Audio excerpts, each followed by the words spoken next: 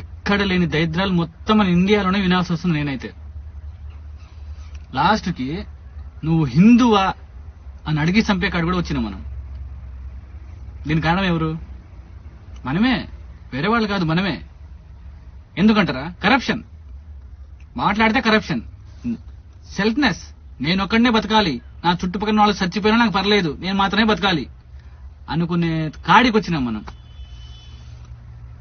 ఇప్పుడు 27 మందిని చంపాడాడు, మూటా ఉంది, చంపారు, అడిగి అడిగి మరీ చంపారు. క్లియర్ కట్ చెప్తున్నా, అక్కడ ప్రతి ఒక్క మాటలో తెలుస్తుంది మనకి. అడిగి మరీ చంపడం, పాయింట్లు తీసి చూసి మరీ చంపారు. అంటే వచ్చినోడు ఎవడు? క్లియర్ కట్ గా చెప్తున్నాడు. ఇంకోటి మ్యాటర్ ఏంటంటే క్లియర్ కట్ చెప్తుండు, వెళ్ళి మోదీని చెప్పమని. అర్థమవుతుందా? అంటే ఏం చేయలేరు, ఏం పీకలేరు, మేము ఇట్లనే చెప్తాం, ఇట్లనే చంపుతాం.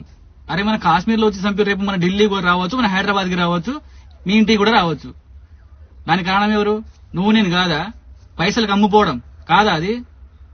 అరే ఆడదాకేందుకు, రేపు నీకు 10 లక్షలు ఇస్తాం, మీ అమ్మని చంపేయమంటే చంపేస్తావు నువ్వు, అంతేగా?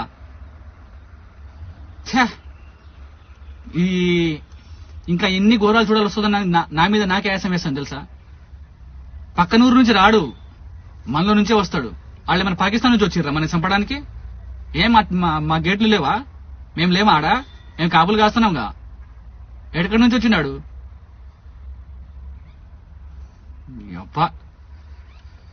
ఫస్ట్ అయితే ఎవరినైతే ఈ దీన్ని సపోర్ట్ చేస్తుర్రో ఆ నా కొడుకుల్ని అడ్డంగా నరికేయాలి. మన ఇండియాలో ఉంటూ మన ఇండియా ఫుడ్ తింటూ దొంగ నా కొడుకులు మనల్ని చంపుకుంటారు ఏంటో నాకు అర్థం కాదు. చెత్త నా కొడుకులు ఎక్కడ తయారయ్యారా మీరు అసలు? ఇప్పుడు ఆ కాశ్మీర్ పరిస్థితి ఏంటి తెలుసా? టూరిస్ట్ వెళ్ళకపోతే తినడానికి తిండిలు ఉండదు వాళ్ళకి. ఆ పరిస్థితిలో ఉంటారు వాళ్ళు. ఎలా చేయాలనిపించిందో మీకు అర్థం కాదు. వేరే వాడు రాడు కదా, మీ వాడే కదా వచ్చింది. నువ్వు సపోర్ట్ చేసిన వాడే కదా వచ్చింది ఆడికి. నువ్వు రమ్మంటేనే కదా వాడు వచ్చింది.